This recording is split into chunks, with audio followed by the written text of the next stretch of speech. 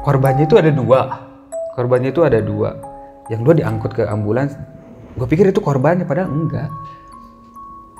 Arwahnya mungkin di situ. Gue ngelihat arwahnya bukan yang gue lihat itu arwahnya. Oh makanya nggak, tadi lu mikir kok nggak diangkut? Iya, kok nggak diangkut kata gue. Cewek cowok? Cewek kan yang korbannya itu cewek cowok. Gue di kursi depan, Edo di belakang kan. Pas gue. Kenapa? Apaan tuh? Waduh, horor lo. Ayo lo.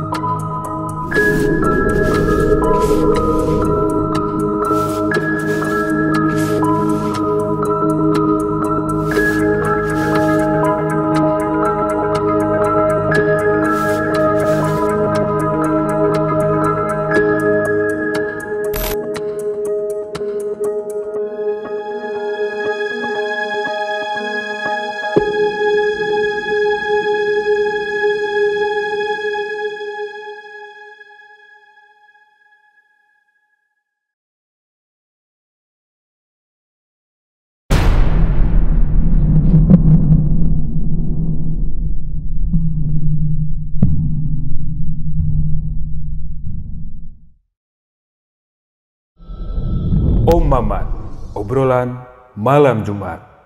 Kembali lagi bersama gua Arangga Arya dalam Om Mamat Season 3. Kali ini gua kedatangan tamu yang spesial, legend dari segala legend di Om Mamat.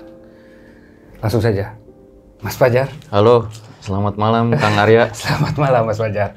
Gimana nih kabarnya? Ya gini-gini aja sih. Gini-gini aja gimana nih? Udah makan? Tadi sih baru makan. Ya nambah lagi nanti. Gini guys, sekarang gue kedatangan bintang tamu yang legend kan di sini. Sekarang untuk permulaan kita tanya-tanya dulu aja ya. Aktivitas sekarang ini sibuk apain sih gitu? Nyari Ririn. Yang nyari Ririn berarti yang DM gue banyak yang nyari Ririn Saya juga. masih penasaran sama Ririn. Buset, banyak yang penasaran, tapi inilah nanti ada waktunya untuk ketemu Ririn Ekawati. Terus mau cerita apa nih untuk di season 3? Ini sih udah season 3 nih. Oh saya yang baru datang. Mau cerita apa nih Mas Fajar? Kalau saya sih pengalaman horor banyak ya, nggak terhitung ya. Karena kan emang di sekitar saya tuh pada kayak iblis. Teman-teman saya tuh kayak iblis semua. Jadi setiap hari ada aja pengalaman horor tuh. Iblis kau.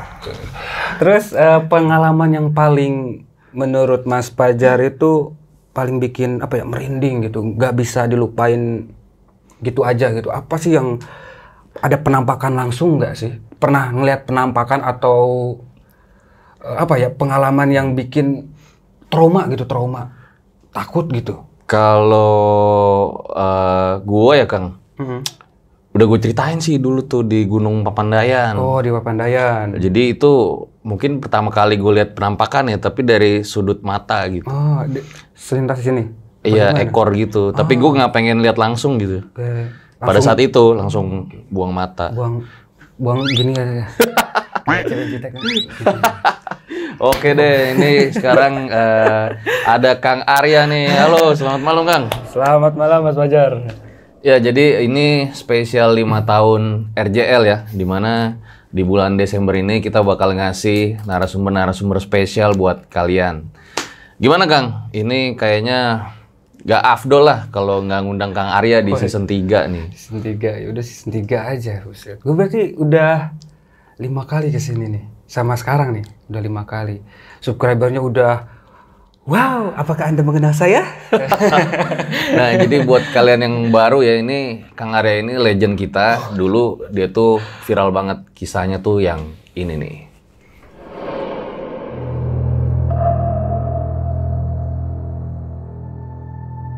Jadi kali ini mau cerita yang mana nih, Kang? Gua mau ceritain masih gue di garmen sih, masih gue di pabrik.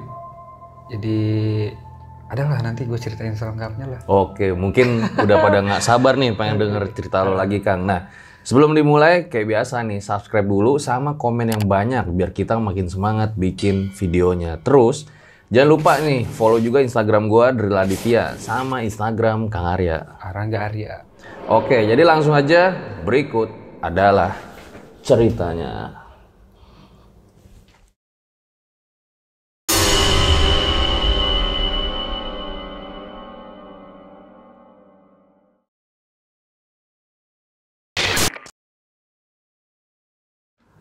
Kali ini gue mau berbagi cerita pengalaman gue juga di tahun 2014. Waktu itu gue masih kerja di pabrik. Waktu itu gue pernah cerita sebelumnya di RJL. Waktu 2014 di situ banyak teman-teman gue ngajakin reunian. Teman-teman gue waktu ini ya nyanyi. Karena waktu itu gue pernah jadi nyanyi di kafe, terus di acara wedding. Kebetulan 2014 itu ada audisi X-Factor di Jakarta, di Balai Samudra. Gue di pabrik, gue minta izin. Gue minta izin dulu dong, 2 hari gue gak masuk. Makanya mau kemana? Ini ada acara nyanyi, kata gue gitu kan. Gue gak bilang mau ikutan audisi X-Factor, gak bilang. Nah, gue ada nyanyi nih ke bos. Ya udah katanya, ke manajer gue.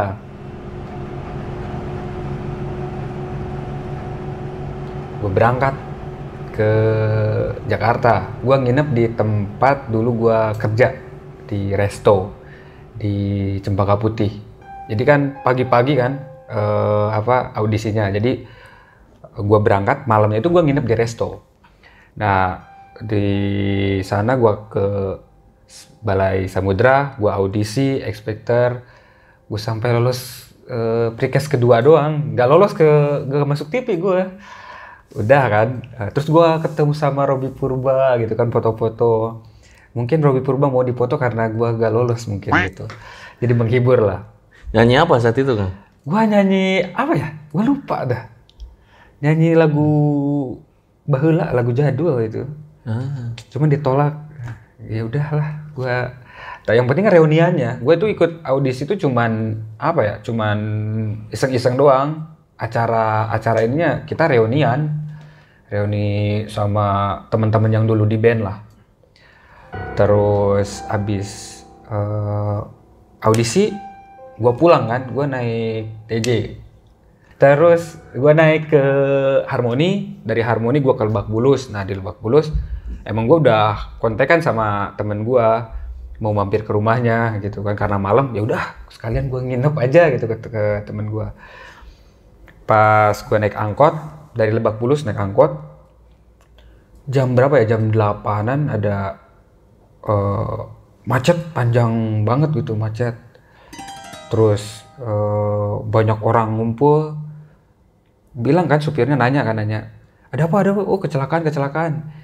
Macet ya udah kan, gue kan perokok ya, mumpung macet ini belum jalan ya udah gue ngerokok kan. Terus emang banyak orang tuh, banyak yang nolongin kecelakaan, pental jauh tuh. Ada yang bilang kayak gini, oh itu kecelakaannya dua orang kan ya, itunya kelempar jauh banget.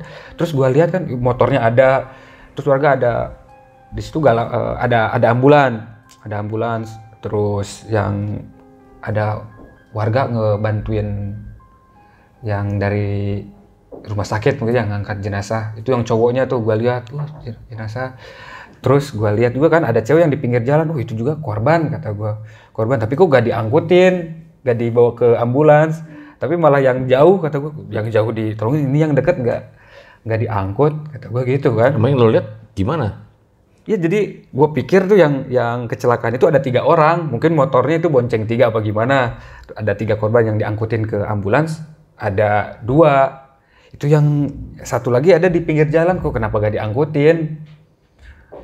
Terus pas ambulan ini dia berdiri, oh itu mah gak mati apa tidur apa gimana? Gue bingung pertamanya.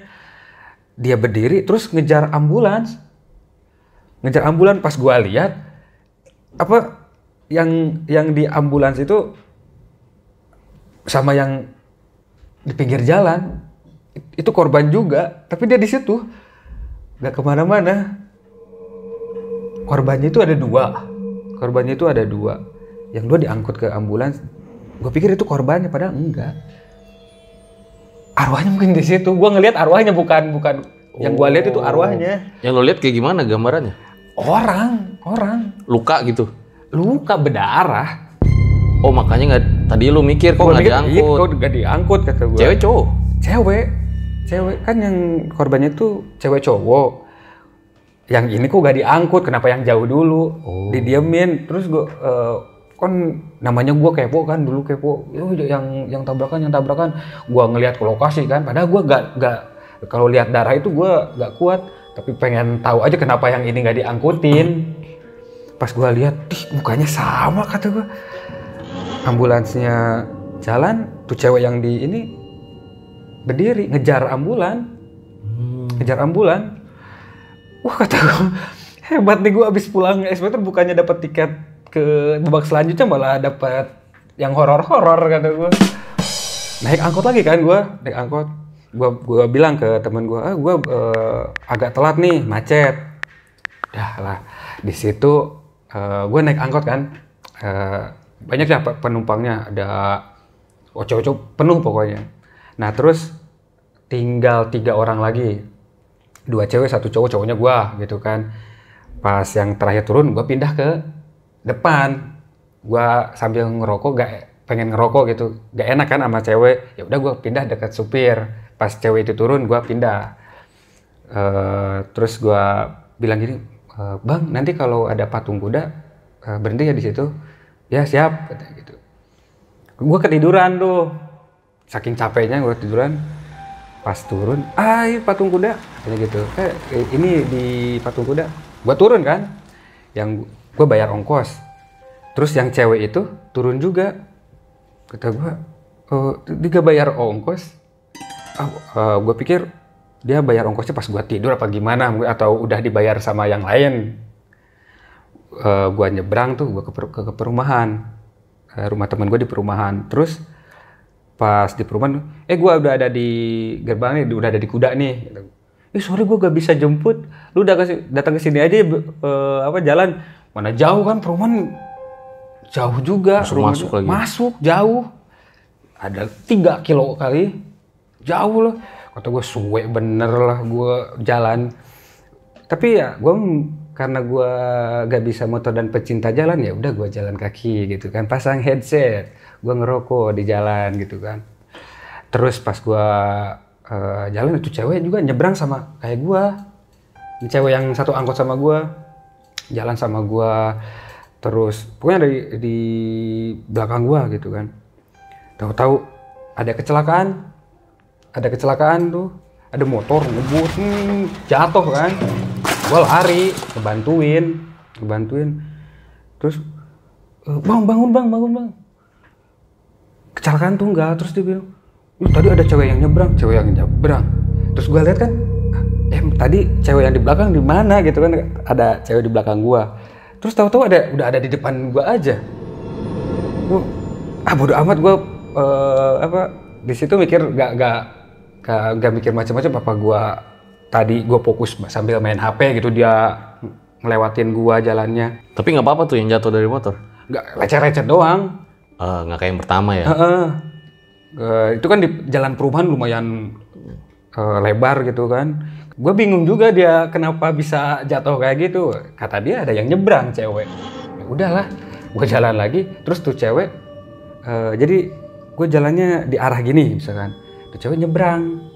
Masuk ke rumah, rumahnya itu kata gue. Kalau gue mah terus jalan ke rumah temen gue. Cantik ceweknya?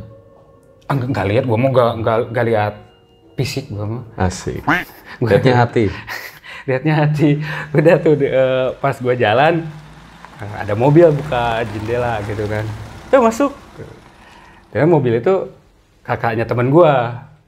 Udah aduh gue brengsek juga gak mau jemput lu. Temen gue cewek. Gue kan minta dijemput gue. Ya jauh jalan ke rumahnya. Udah tahu gue ke rumahnya. Terus dia bilang gini kan. Yang jemput gue itu Yuna namanya. Yuna tuh bilang kayak gini. Kang nanti gue pengen ngobrol sama lo. Ada penting gitu. Udah kan pas nyampe rumahnya.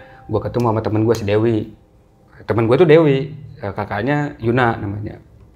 Udah lah di situ bercanda-bercanda ngobrol terus nanyain gimana audisinya lancar gak? Lancar, lolos kagak, gue pre-case 2 doang, udah out gitu. Terus ya udah kan kata Yuna, Kang gue mau ngobrol sesuatu sama lu, gue mau nanya sesuatu. Terus Yuna nanya ke gue gini, Kang lu masih bisa apa? Ini gue mau minta tolong, ini adik gue. Temennya adik gue udah 3 hari nggak pulang, lu bisa nyari gak di orangnya di mana? Kabur apa ada ini gak ada komunikasi masih bisa dihubungin? Nggak bisa katanya. Gue makanya minta tolong lu cariin kali aja ketemu sama lu di mana posisinya gitu kan. Ya udahlah, nanti malam gue lihat ada fotonya gak, kata gue gitu kan. Ada fotonya, namanya siapa? Tapi gue gak janji ketemu, gue ikhtiarin aja. Oh gue gak punya fotonya. Terus emang temen lu di mana? Rumahnya di depan kok, katanya di satu perumahan. Cuman dia beda apa sih namanya? Beda kafe atau gimana? Terus ditelepon tuh sama Yuna. Ini ada Arya nih, sekali aja bisa bantu lo nyari adik lu tuh. Udah tuh datang. Ngobrol lah, cerita tuh, namanya Edo.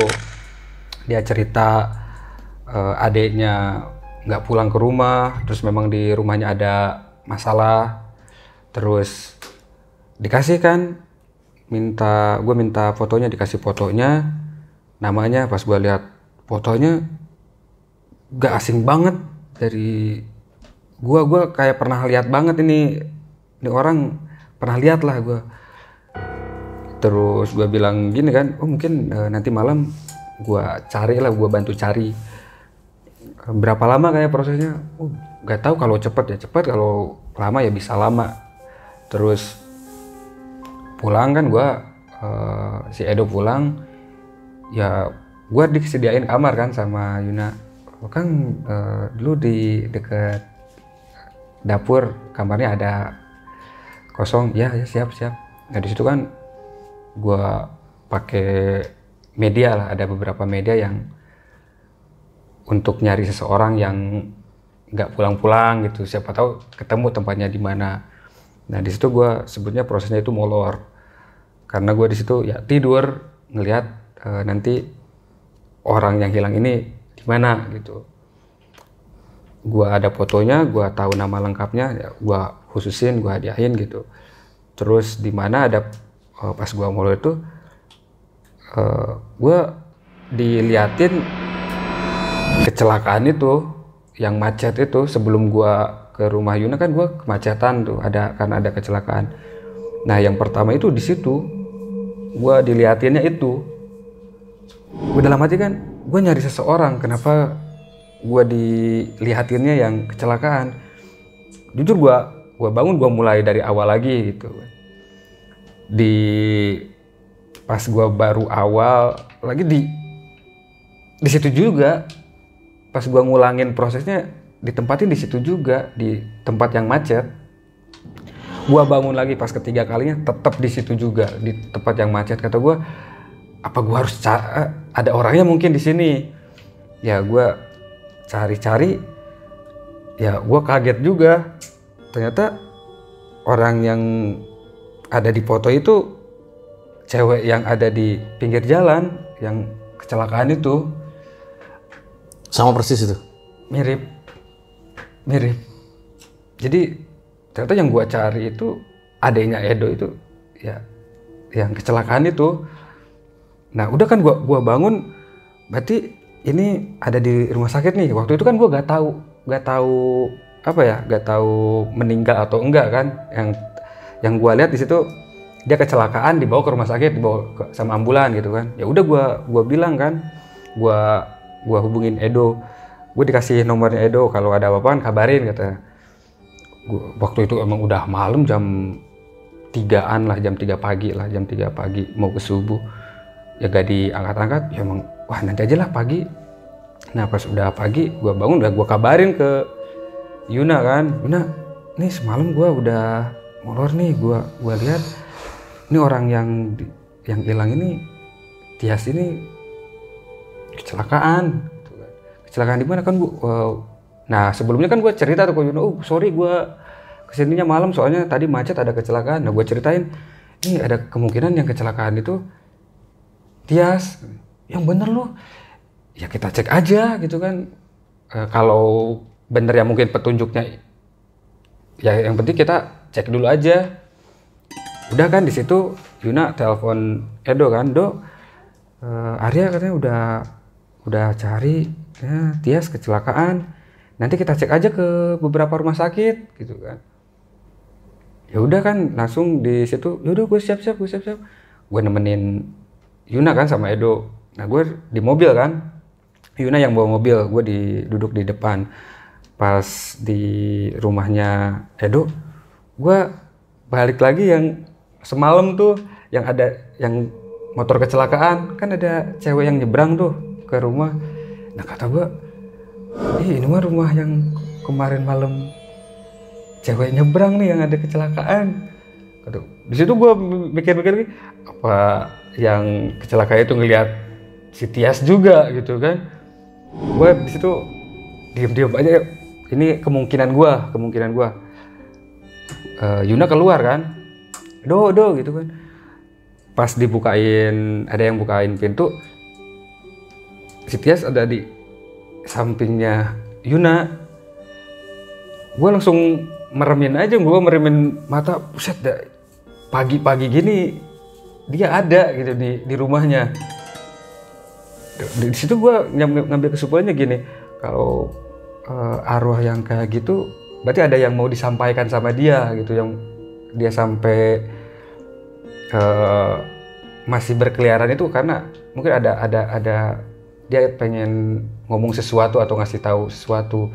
Ya gue palingin wajah gue gitu kan pas Yuna masuk lagi, dek gitu kan, di pintu belakang juga. Oh Edo berarti udah masuk gitu kan. Kenapa lu Kang? Oh enggak kenapa-napa. Kang sehat kata Edo tuh nanya ke gue. Pas gue mau nyapa gitu kan ke belakang, gue kan di depan nih, gue di kursi depan, Edo di belakang kan. Pas gue Kenapa? Apaan tuh? waduh, horor lo, ayo lo. Lihat ini tadi. Nah pas di dalam mobil, Yuna masuk, deg suara pintu di belakang juga. Oh berarti Edo udah masuk. Gua buka mata lah. Terus Yuna tuh nanya, Kang kenapa lu? Oh enggak, gua ngantuk. Kang apa kabar? Edo nanya gua kan. Ya udah gua nengok ke belakang. Tias ada di samping Edo. Ya gua mau teriak gimana kan? Ya gua Bang ngeliat kayak gimana Kang? Duduk aja begini. Tiasnya tuh begini. Ada di sampingnya Edo. Ya udah kan gue pura-pura yuk gitu. Terus kan gimana? Ya ada kemarin kecelakaan, gue ceritain yang semalam tuh kecelakaan. Kita cek aja ke rumah sakit. Kita cek benar atau enggaknya gitu kan. Gue belum yakin itu Tias, tapi udah kelihatan Tias ada di mobil, gue semakin berarti dia Tias emang udah gak ada gitu kan, sampai ada di belakang gue di sampingnya Edo. Udah tuh dicek ke rumah sakit, beberapa rumah sakit sih. Pertama datang ke sini atas nama ini kan gak ada. Ada datang ke rumah sakit nanya, semalam ada yang korban kecelakaan nggak kesini? Nggak ada. Terus ke rumah sakit yang satu lagi nggak ada. Terus yang terakhir barulah oh iya semalam ada yang korban kecelakaan motor, kita udah tunggu pihak keluarga tapi kita nggak ada kontak karena nggak ada data diri, KTP nggak ada, itu nggak ada. Udah tuh langsung ke kamar jenazah gitu kan. Nah pas kamar jenazah dicek kan sama Edo, yang cowok ada yang cowok ada gitu kan. Oh ini cowoknya adik gua. Ya Edo juga kan nangis. Oh yang cewek yang ini gitu kan. Ya ngejerit lah, adiknya udah nggak ada. Ya gua kan nggak tahan ya. Ya gua keluar tuh.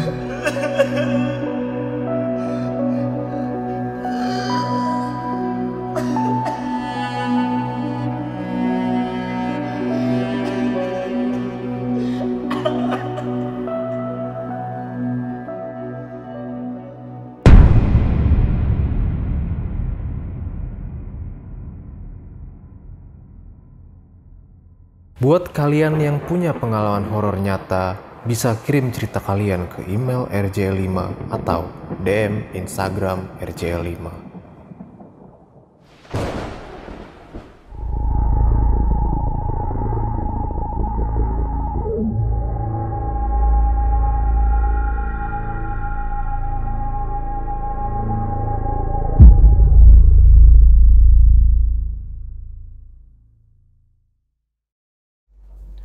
Gue pikir masalah udah selesai karena udah ketemu, udah dikuburin. Ternyata ya belum. Kenapa gue bilang belum ya? Jadinya gue diikutin. Bukan gue juga sih. Bukan gue doang gitu. Ya Yuna, Dewi, termasuk kakaknya sendiri Edo kena, jadi gue bilangnya kayak kena teror. Nah, setelah itu kan gue pulang ke pabrik. Habis nguburin nih? Habis nguburin, meskipun gue gak ikut prosesnya, gue... Oh lo nggak ikut? Gak ikut, gue langsung dianterin tuh. Tapi untung pada saat itu ketemunya cepet ya? Cepet banget sih itu mah. Pas nguburin itu udah bisa sama keluarga gitu? Alhamdulillah ketemunya cepet. Makanya gue juga kadang-kadang heran kenapa bisa cepet. Apa mungkin gue bertanya gini, apa gua bisa nemuin cepet karena gua ngelihat langsung pas kejadiannya, dan ternyata yang kecelakaan itu Tias. Nah, gua balik ke pabrik, gua langsung ganti baju lah, gua pakai baju seragam pabrik, gua langsung ke gudang. Di situ ada security yang nunggu gudang karton. Gua di pabrik itu ada 2 tempat nyaman buat gua. Pertama, nyaman buat tidur itu di gudang karton. Terus tempat nyaman kedua itu di WC buat ngerokok ya. Karena suka nyari-nyari nyolong-nyolong waktu lah buat ngerokok. Nah, gua kan kurang tidur. Karena gua habis audisi, gua malamnya langsung molor ngelihat nyari adiknya Edo yang hilang gitu kan. Nah, gua tidur di pabrik, gua tumpukin karton. Gua bilang ke Bu security-nya, "Bu, Mister ada gak?" "Gak ada, baru keluar." "Oh ya udah, numpang tidur ya." Ya, kalau ada Mister kasih tahu." "Iya." Mister ini yang bosnya kan? Iya, bos gua yang gua baru di pabrik. Gua tidur, gua tumpukin karton. Jadi kartonnya kan tebal-tebal, enak dijadiin kasur gitu. Gua tidur tuh. Pas gua tidur, kena kaki gua. Karton, gue sambil tidur gitu kan gini. Gue udah biasa karena gue sering tidur di gudang karton. Ada karton yang jatuh mah udah biasa kan. Udah sekali, lagi 2 kali, gue masih biasa aja. Pas ketiga kali, maksudnya dalam waktu yang dekat 3 karton kena kaki gue, kan gue aneh kan. Pas gue lihat buka mata, pas gue lihat, buset, Tias ada di atas karton, duduk di atas gua. Ya gua bayangin sore ngelihat kayak gitu jelas banget ya, gua ada rasa takut. Jadi gue kabur. Itu yang lo lihat kayak gimana sosoknya, Kang? Ya pakaiannya pakaian kayak sama waktu dia kecelakaan. Ya berdarah kayak gitu. Oh, sama yang kayak yang pertama diliatin. Dilihatin itu bajunya, celananya, terus keadaan dia tuh berdarah tuh kayak pas gue lihat waktu kecelakaan itu.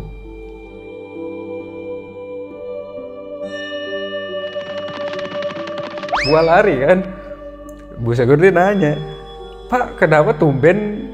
Katanya bentar tidurnya.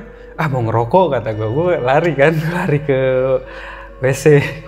Gue nenangin diri kan, gue ngerokok. Anjir, kata gue kenapa diikutin lagi? Padahal kan udah ketemu, udah dikuburin. Kenapa ngikutin? Gue ngerokok. Nah, gue di pabrik itu kan jahil kan, gue agak-agak jahil dah.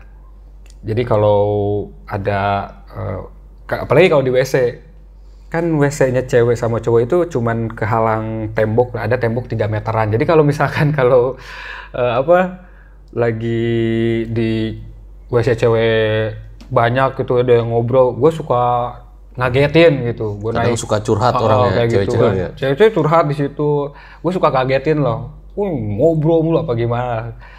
Gue denger deh ada kayak lagi curhat gitu kan, kayak ada yang kayak ngobrol, ketawa-ketawa, nangis, kata percintaan lagi nih, kata gue. Gue ngerokok, gue kagetin.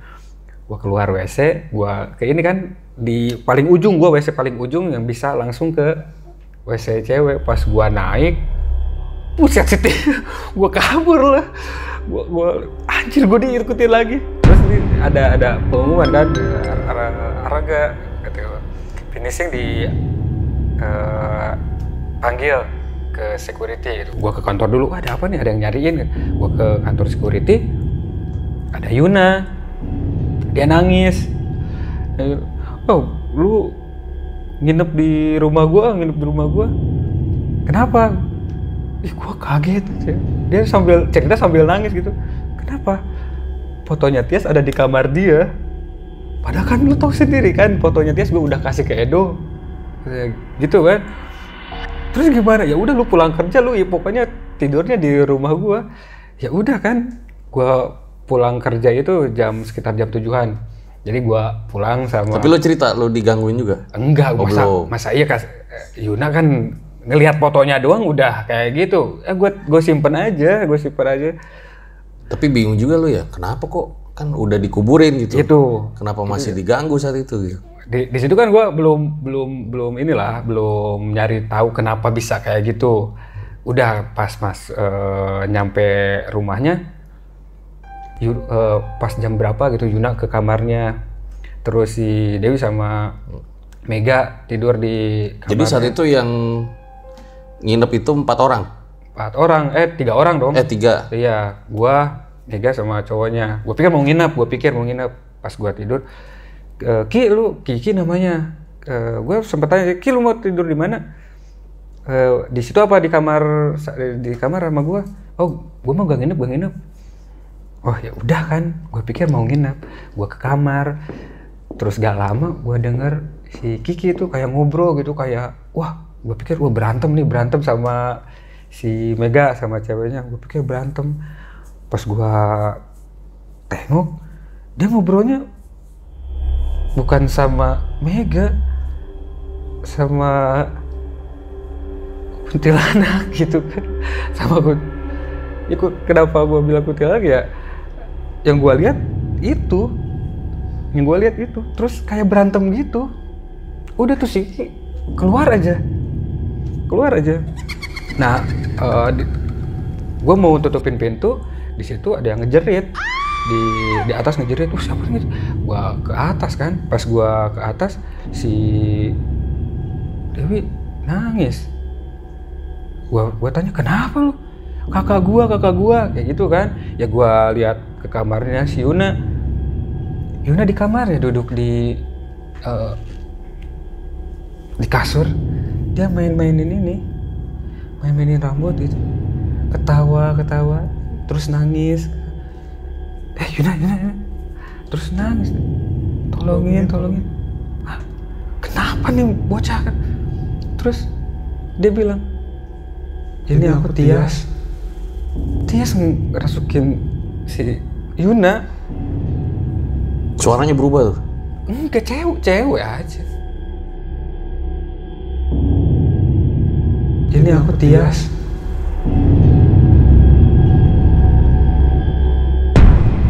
Yuna gitu, ketawa terus nangis ngejerit, tolong kayak gitu aja. Nggak, gue bingung kan ini gue harus gimana nih, sedangkan gue nyadarin juga nggak bisa. Udah di situ keadaan jadi mana si Dewi ketakutan setengah mati gitu kan. Terus Edo nelpon gue, pas itu cerita Edo, Kang ini gimana ya, gue semalam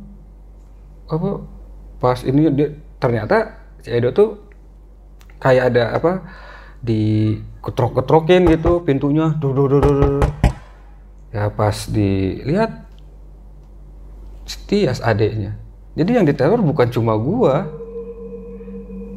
ya berarti kan Yuna sampai dimasukin, si Edo juga, dan ternyata Yuna tuh kesininya yang gua tahu ya, pas udah ini nih, si Yuna udah sadar, susah banget. Terus si Yuna tuh bilang, Tias kayak ngomong ke gue minta tolong.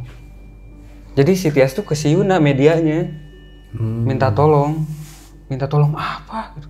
Udah dicari-cari, ternyata si Tias itu belum selesai, kayak dia tuh meninggal tapi kayak punya salah gitu, karena dia sebelum kecelakaan katanya ada ngelempar sesuatu kena si kakek, ada kakek katanya. Itu yang bikin dia bersalah, dia pengen minta maaf ke si kakeknya, tolong dicariin biar tenang.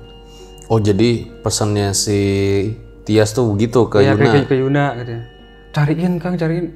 Tuh molor lagi kan, ketemu gak nih alasannya gitu kan. Ya udah gua molor lagi. Jadi pas di situ jadi ceritanya tuh Tias sama cowoknya berantem. Entah kenapa pas di perjalanan, jadi sebelum kecelakaan berantem kayak gitulah, ngelemparin sesuatu. Jadi di penglihatan lu nih? Penglihatan gue berantem pas di perjalanan nih, berantem kena kepalanya kakek-kakek yang ada di jalan, di pinggir jalan. Terus gak lama dia tabrakan. Di situ dia tuh kata penglihatan gue nih, pas dia ini kek maafin. Jadi bukan dia pas ngeregang nyawa itu minta maaf ke kakek-kakek itu. Nah pesannya itu dia pengen minta maaf ke si kakek. Ini tugasnya jadi nyari kakek-kakek itu. Mana kan kakek-kakek banyak. Itu dia. Jadi dia lagi jalan berantem di motor. Terus kena kakek-kakek. Ngelemparin apa gitu, ngelemparin sesuatu lah. Oh lu aja nggak tahu? Nggak tahu.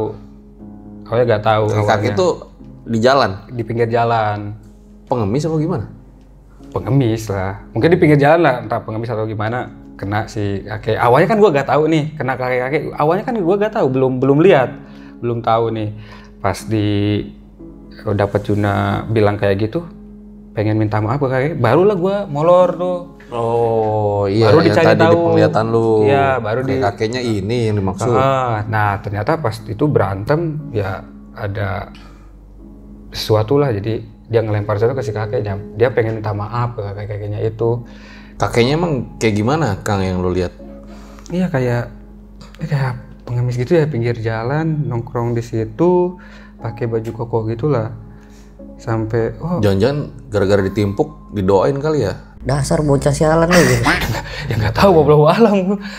Yang pasti itu kejadian udah. Ya orang lagi susah gitu kan. Iya, minta tolong malah dilempar. Ya, jadi di situ berarti kejadiannya itu di daerah gak jauh dari daerah itu. Makanya akhirnya kakeknya lu cari dong Kang.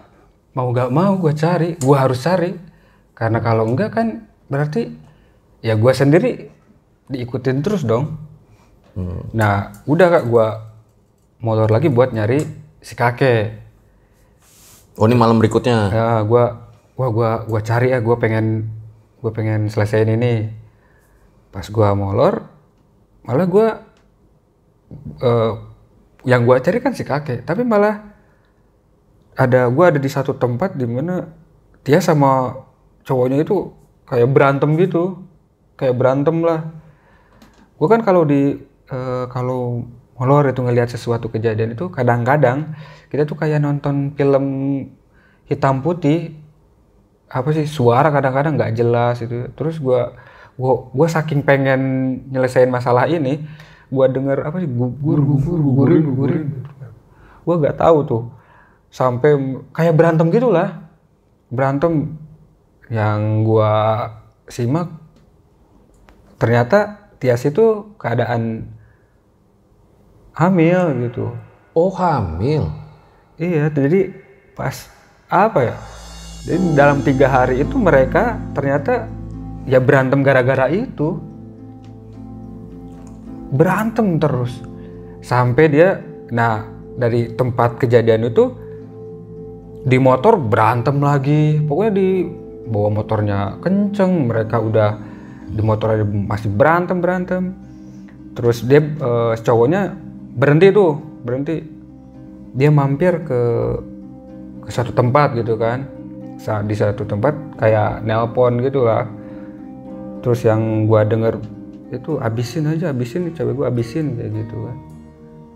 Dia ke warung sambil telepon gitu lah. Nanti gua ke tempat ini, lu siap-siap abisin nih cewek gua kayak gitu. Ya naik motor lagi. Maksudnya mau dibunuh? Ya ngomongnya sih abisin. Berarti kan mau Kamu tanggung jawab kali ya? Mungkin bisa jadi kan cowoknya yang di situ gua lihat yang maksa ngegugurin tuh cowoknya kan. Oh, cowoknya mau gugurin. Tiasnya ya nggak mau Tiasnya.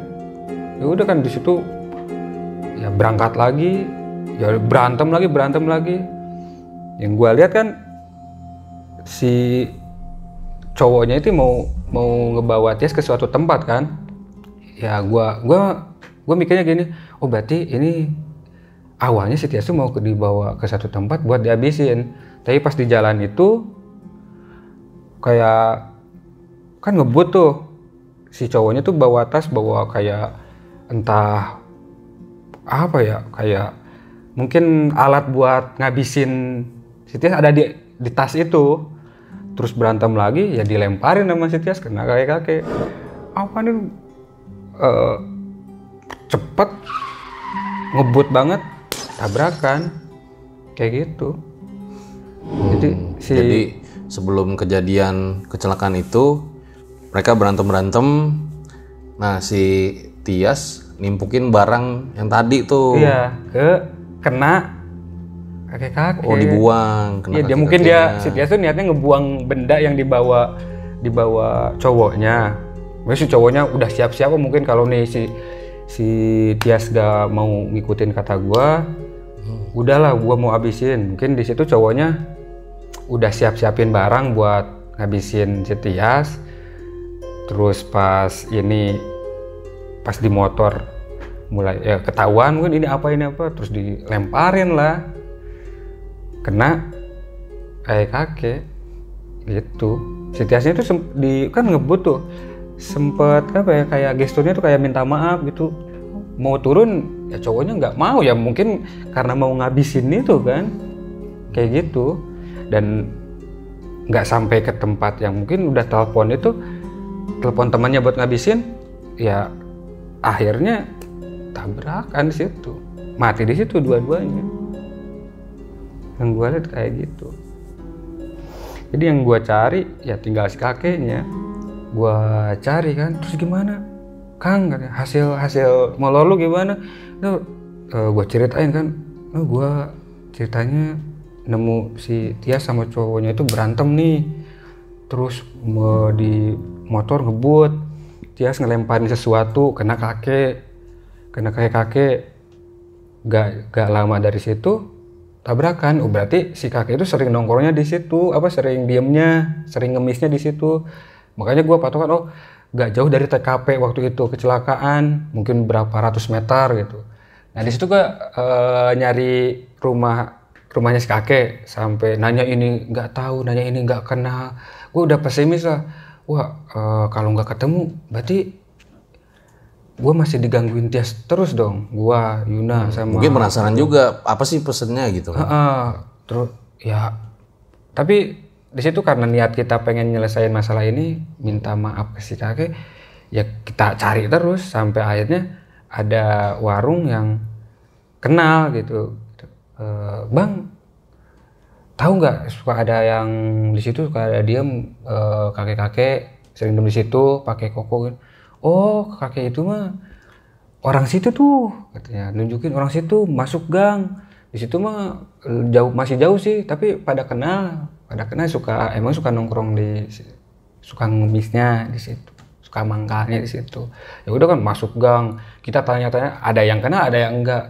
Kita diarah-arahin gitu kan. Oh di sini sampai di jalan.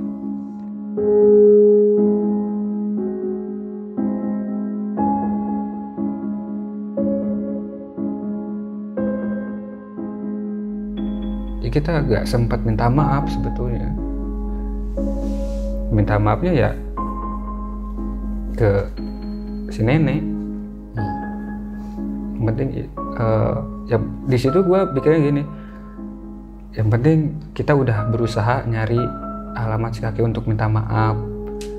Karena ya sekalinya ketemu tapi si kakeknya udah gak ada. Ya itu mah gue berharap Tias udahlah, yang penting kita udah ikhtiar, udah kerja keras banget buat nyari alamat si kakek gitu. Jadi lu nyari-nyari terus rumah kakek tuh, tapi ternyata pas udah ketemu kakeknya udah meninggal. Nggak sempat minta maaf kita. Oke, ini bakal banyak pertanyaan nih di closing.